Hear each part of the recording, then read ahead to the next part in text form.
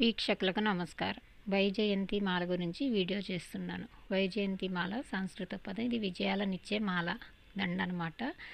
దీన్ని అమెజాన్లో తెప్పించుకున్నాము, కుండీల్లో పెట్టుకున్నాము. ఇది కృష్ణుడికి విష్ణుమూర్తికి దండకుచ్చి వేస్తూ ఉంటారు. ఇది 2 ఏళ్ళు అయింది తెప్పించి.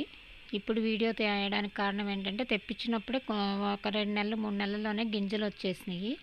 వచ్చిన గిన్నెలని ఆనందపడుతూ ఉంటే పందికొక్కులు వచ్చేసి గింజల్ని నలిపి తినేసి తెల్లారేపాటికి పడేస్తూ ఉండేవి. అందుకని ఇంకా కింద గ్రౌండ్ ఫ్లోర్లో కొన్నాళ్ళు పెట్టి ఇంకా లాభం లేదని మేడ మీదకి తీసుకెళ్ళాము. ఆ తర్వాత అప్పుడొకటి గింజలు వచ్చినాయి. ఇదిగోండి మొక్కలు. ఈ మొక్క ఆకులు మధ్యలో అలా కొమ్మకి ఆకుకి మధ్యలో అలా వచ్చినాయి అనమాట. కింద తెల్లగా పడున్నాయి కదా, నలిపి కొరికి పడేసినాయి అనమాట. ఫస్ట్ పచ్చగా గ్రీన్గా వస్తున్నాయి. దాని తర్వాత గట్టి పడుతుంది, బూడిద రంగులోకి వస్తుంది. అప్పుడు వచ్చినప్పుడు కోసేసుకుని పెట్టుకున్నాము. విడిగా పెడితే కొన్నాళ్ళకి తెల్లగా అవుతుంది.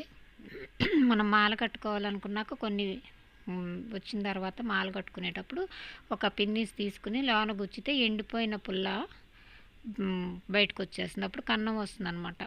ఆ కన్నంలోకి చక్కగా దారం గుచ్చి ఇలా మాల చేసాము. ఈ లడ్డు గోపాల్ అంటారు. ఈ చిన్ని కృష్ణుడికి ఎన్ని పూసల మెడలో ఎన్ని పూసలు పడతాయి చూసి అంతా చక్కగా గింజలతో వేసామన్నమాట.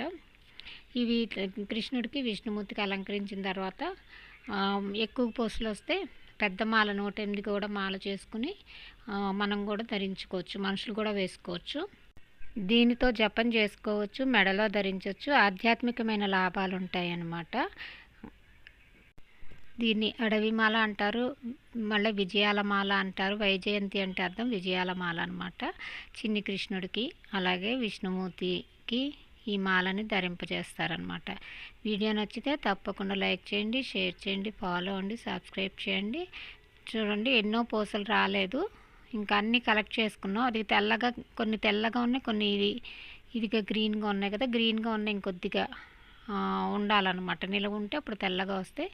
ఈ సరిగ్గా తెలుపుగా ఉన్నాయి, బాగా వచ్చేసినట్టు అనమాట, పక్వానికి వచ్చేసినట్టు. ఈ గ్రీన్ ఇంకొద్దిగా నిలవ ఉండాలన్నమాట.